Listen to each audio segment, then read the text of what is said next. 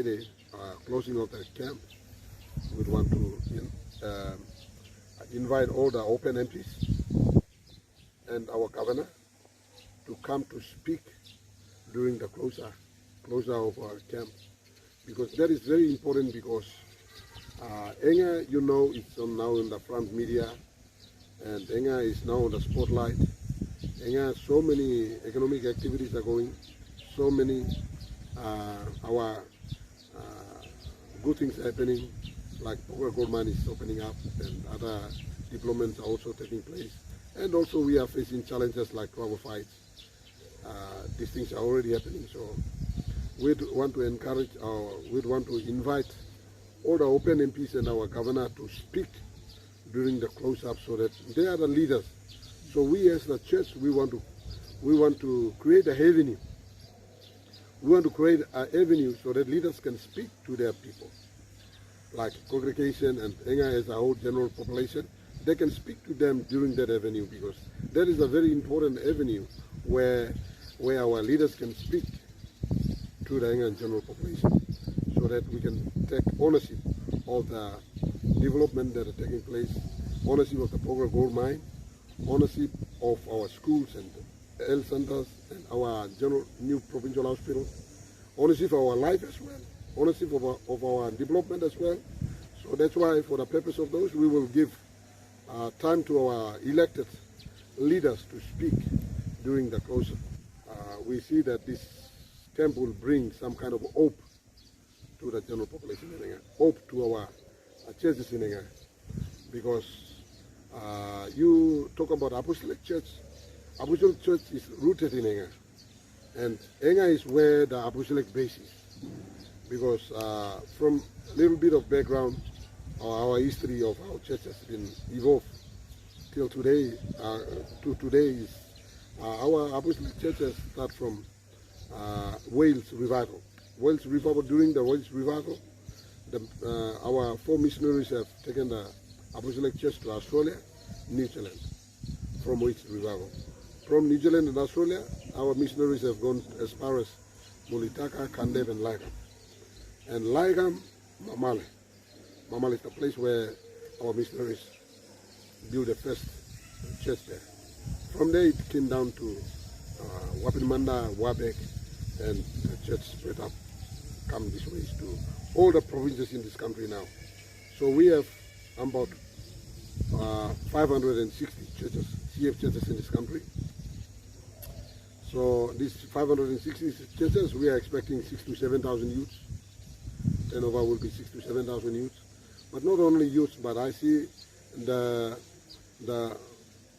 adults, deacons and elders and all congregation moves, because they want to get a message from the camps. So it will be more. So more will be coming up, and that more coming up will also bring peace into Enga. And during our trouble fight, we lost so many churches, especially in Wapinmanda, Saka district. We have more than 15 churches we lost, and in Wapinmanda we lost more than 20 churches. So well over Saka and Wapinmanda, well over 30 churches we have lost. So that means that we need to do something in Enga. So that's why we are going back to base, and we are going back to the base camp. We Apostolic, we normally say that Enga is our base camp. So we are going to the base camp. So if anyone youth, you are not registered and you are not coming, I tell you, space is going to be full. So we don't need a number, but we need an anointing and the power of God. And it must have a standard, and it must have an impact in Enga. Our camp must not necessarily be just another camp. But now at National Youth Executive, we believe in the anointing and the power of God. We want to be moved with the anointing and the power of God. And the power of God itself will raise that flag, raise that camp. And camp will be a very good one. It will turn around the district and the province. We have 6 districts in the province. And that camp, we will see the hand of God.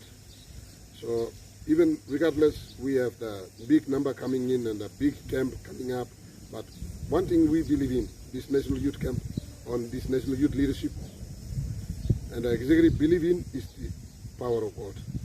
How the power and the anointing of God going to use the preachers. We're going to have 4 preachers. How they're going to speak, it will matter. We want a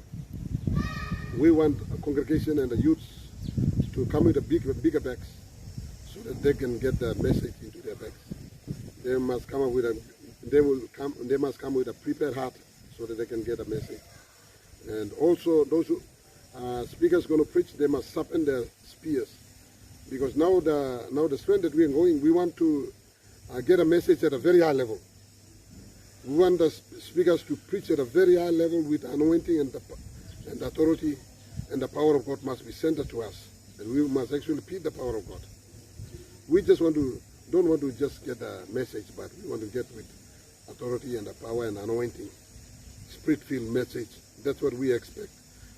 Now youths are expecting now. So we want the speakers who will be on the program must be sharpen their spears so that they can do the thing well with the anointing and the power of God. And us, we must prepare as well so that we can